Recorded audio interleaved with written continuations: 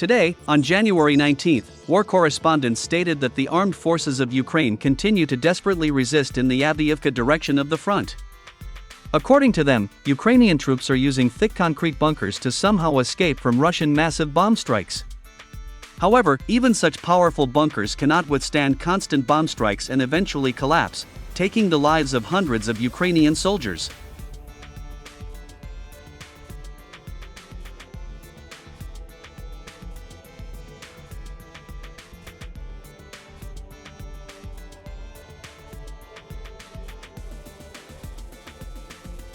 Moreover, war correspondents also confirmed the information that the Russians managed to destroy a powerful fortified area of the armed forces of Ukraine, with the help of massive bomb strikes, in the southeastern part of Avdiivka.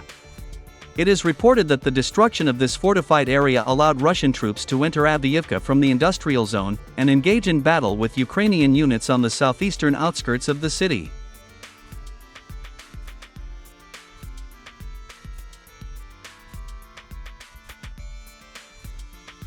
Units of the 2nd Mechanized Battalion of the 1st Presidential Brigade of the Armed Forces of Ukraine are holding the line in this part of the city. It is these Ukrainian units that are currently fighting with Russian troops in the southeastern outskirts of Avdiivka.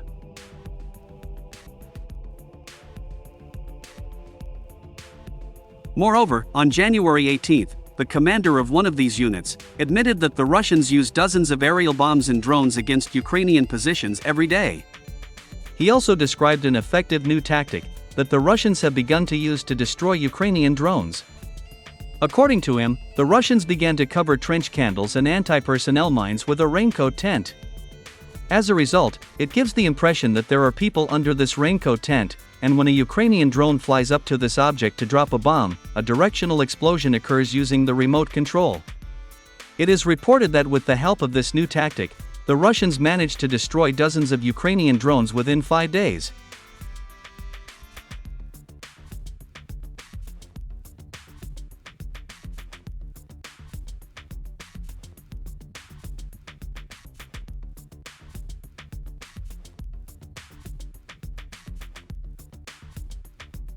Ukrainian war correspondent and analyst, Konstantin Mashevets, also reported on a major battle in the northeastern part of Avdiivka, near the village of Kamenka.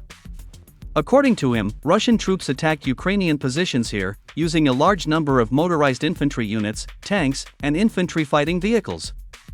At the same time, it is worth noting that it is still not known exactly how this battle ended. Most likely, the details and the result of this battle will appear in a few days.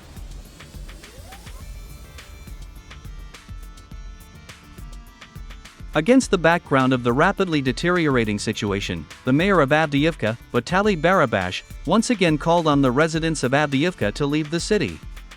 According to him, the risk of occupation of the city by Russian troops is very high, and therefore, residents should immediately leave Avdiivka. However, many residents of the city refuse to do this.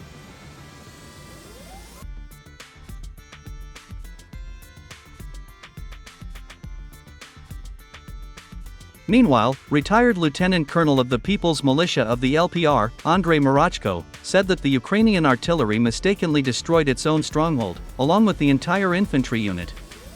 According to him, this incident occurred on January 18, in the Fortified Area. Ukrainian artillery and multiple launch rocket systems mistakenly destroyed the stronghold of the armed forces of Ukraine, near the settlement of Bogdanovka. It is reported that as a result of friendly fire, the infantry unit of the armed forces of Ukraine located in this stronghold was completely destroyed. In addition, 2 infantry fighting vehicles and 1 tank were also destroyed.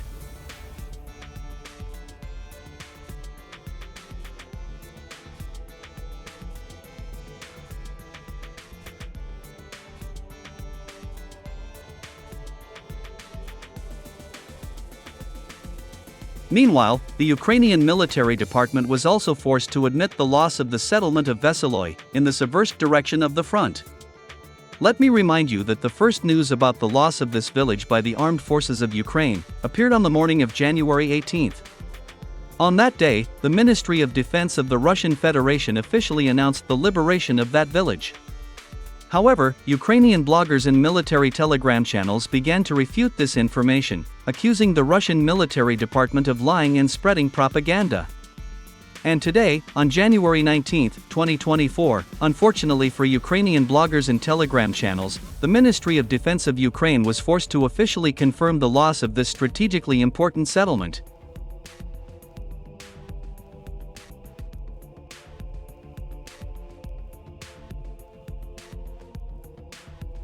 At the same time, it is worth noting that the settlement of Veloy is the largest in this direction and is second in size only to the city of Siversk.